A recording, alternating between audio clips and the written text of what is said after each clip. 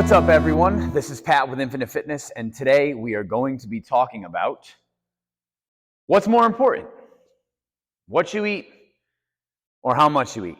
Now, there's this pervasive idea in the fitness industry that's existed for a little while that one of these two things is more important than the other. So there are proponents that believe what you eat is the only thing that matters. Are you eating organic? Are you eating only fruits and vegetables? Are you skipping out on certain macronutrients? They believe that what you eat is the only thing that matters. On the other side of this coin, there is a group of people that believe that how much you eat is the only thing that matters. Doesn't matter where those foods come from, doesn't matter what they're composed of, just how much you eat in general. Now, the truth is somewhere in between these two topics. And the truth is that they both matter and they both influence each other. So in this video, I'm going to walk you through why each one of these things matters and how they influence each other and what that means for you. Anyway, let's get into it. So first, let's talk about how much you eat. Energy balance, which is basically described as the amount of energy you consume versus the energy that you burn, will lead to your overall energy balance. Your overall energy balance will always determine weight gain or weight loss. Here's what I mean by that.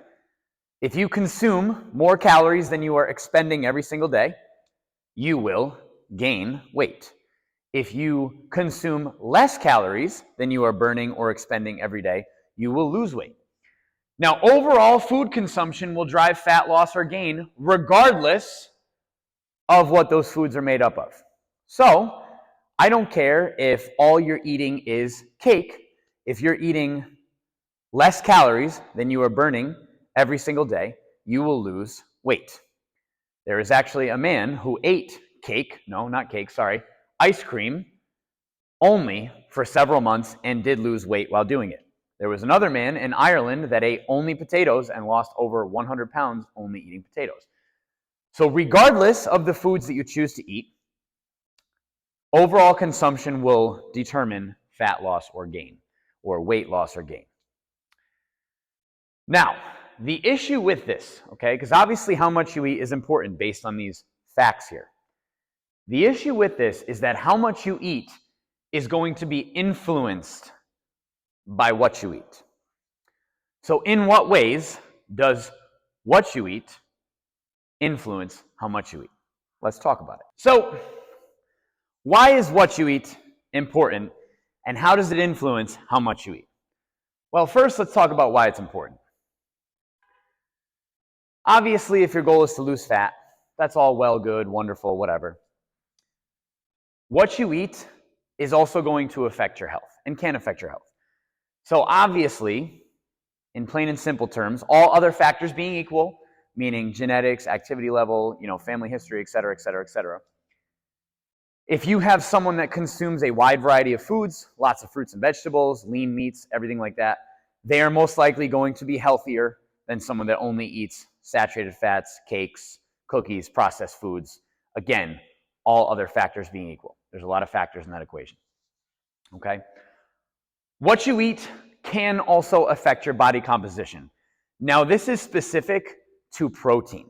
So, for example, let's say we have two different people, and person one consumes 2,000 calories a day and only eats 50 grams of protein.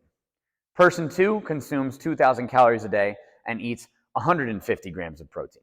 Now again, all other factors being equal, let's say these two people strength train, they're active, et cetera, et cetera, et cetera. The person that eats more high-quality protein will most likely have more muscle mass and be more aesthetically pleasing.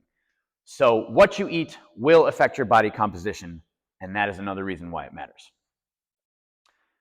How does what you eat influence how much you eat? So this is where it gets interesting.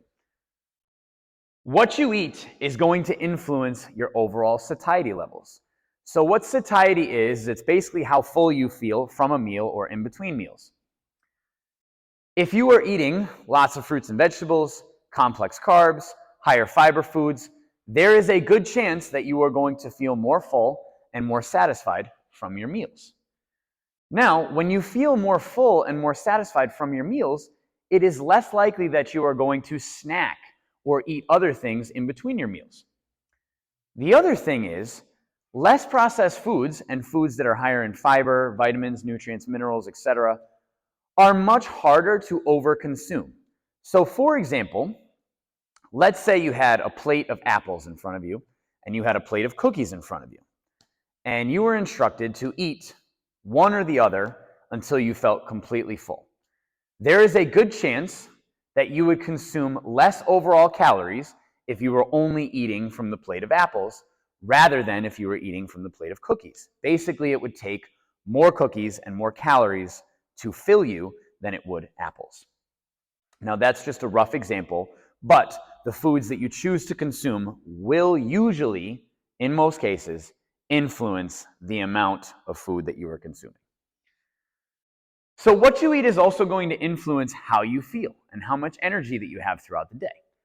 So if you are feeding yourself with less processed, more nutrient-dense foods, there is a good chance that you are going to have more energy throughout the day.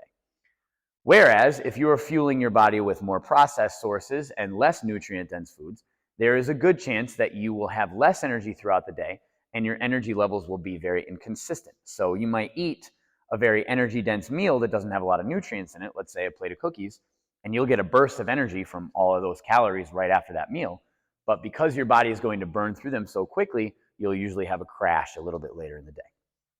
So clearly, what you eat is also important, just as how much you eat is important.